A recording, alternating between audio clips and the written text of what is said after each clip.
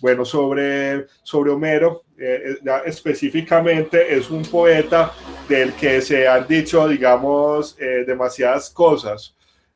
Homero es quizás el autor sobre el que más se ha escrito a lo largo de la historia de la literatura. Es igual del autor del que se tienen, digamos,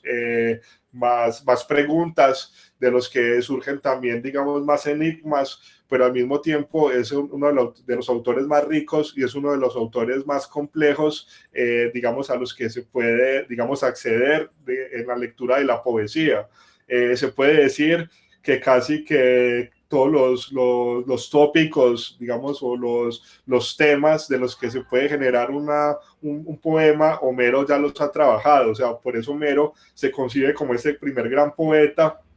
porque es un autor, digamos, que en lo largo de su obra, o la obra, digamos, que se le atribuye, casi que desarrolló todos los temas de la poesía, ¿cierto? Desarrolla también, digamos, estos grandes temas, estas grandes preocupaciones que igual, digamos, que se han presentado de otras formas poéticas, y que al mismo tiempo lo realiza ya con toda una, digamos, una maestría, ya con toda una complejidad, con toda una técnica, que no se puede decir entonces, digamos, que la obra de Homero sea una obra entonces, digamos, primitiva, o una obra en formación, o una obra que está en esbozo, sino que la obra de Homero aparece entonces ya como una totalidad, aparece como una obra, digamos, compleja, como una obra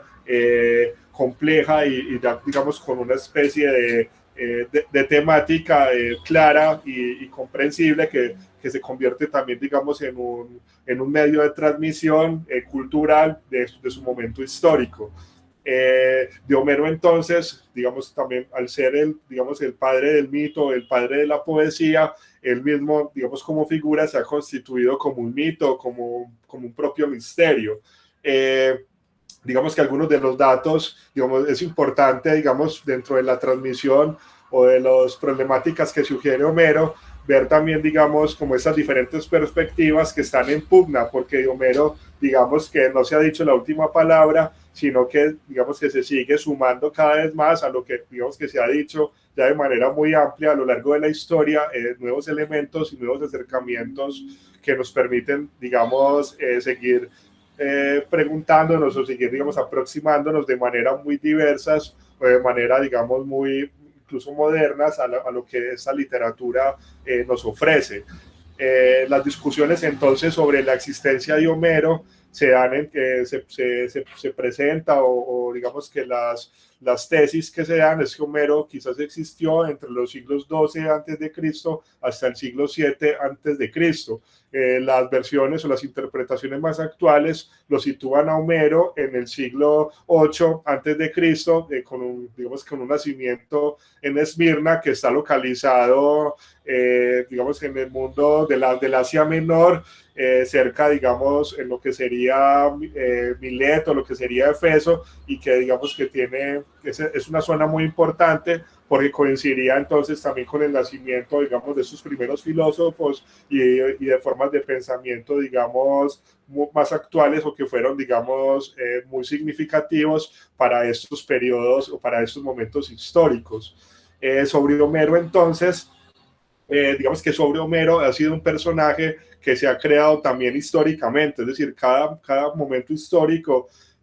ha creado entonces una aproximación, o ha creado una interpretación de lo que se conoce como Homero. Hasta, digamos, se dice que los griegos antiguos, sí, digamos, que nunca dudaron de su existencia. Existen amplias biografías sobre la existencia de Homero, donde se cuenta su historia, algunas, digamos, que son reconocidas, etcétera, y digamos que a partir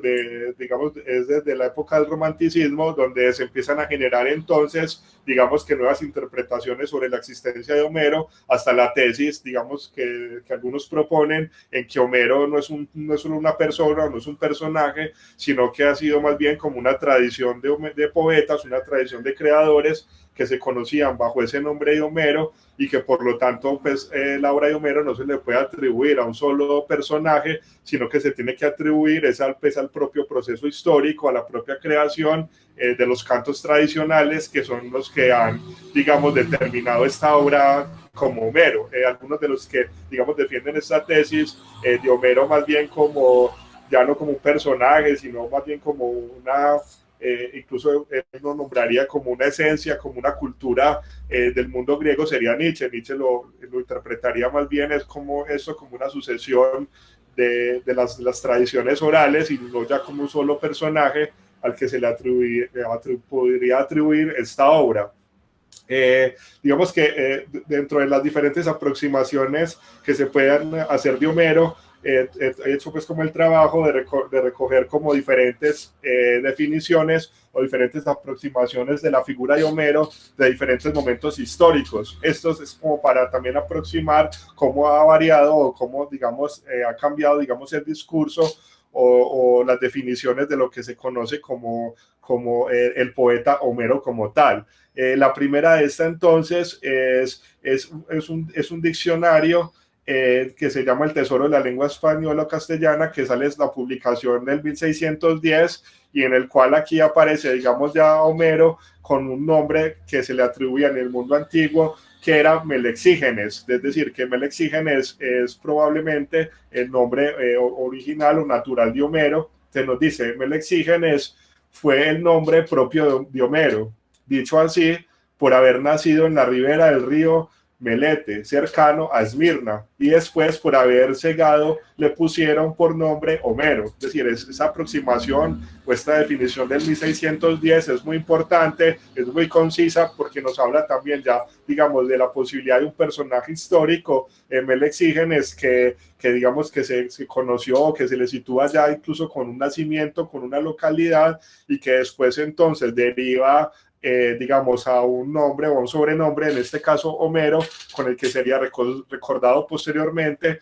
pero que se refiere más bien, ya es una condición, en este caso de la ceguera, que es también como uno de los atributos, digamos, importantes dentro de la historia o dentro de la biografía que se comenta de Homero. Esta ceguera entonces vendría, digamos, que a ser una característica importante dentro de esta noción de su obra, y bueno, aquí ya serían como esos dos primeros puntos aproximativos, que nos habla entonces de un nombre, de una localidad, y luego del por qué adquiere, digamos, un nombre de Homero. Luego entonces, ya en el año 1870, en el diccionario de Cerolo, vamos a encontrar entonces en la biografía de Homero, que va a decir, dice, el más grande de los poetas griegos, según la tradición popular, nació en la Jonia, unos 900 años antes de Jesucristo. Fue ciego y pobre, y pasó gran parte de su vida mendigando el pan de pueblo en pueblo. En el siglo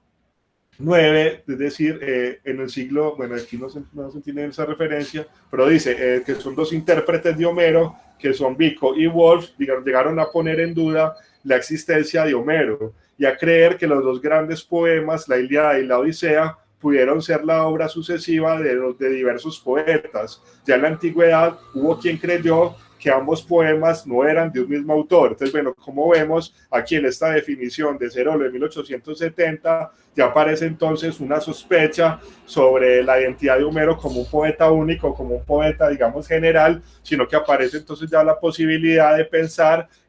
más bien en una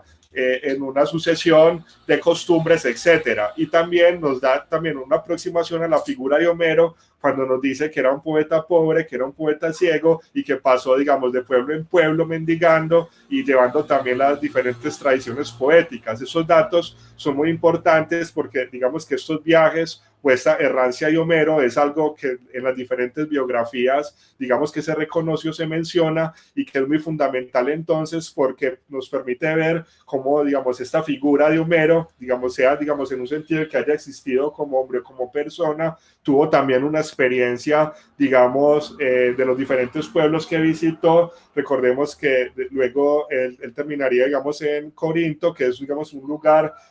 distinto, o digamos, o que ya se encuentra en una una parte, digamos, ya más aislada de su natural Esmirna, y que nos habla también, digamos, de los diferentes intercambios culturales a los que pudo haber, digamos, expresado,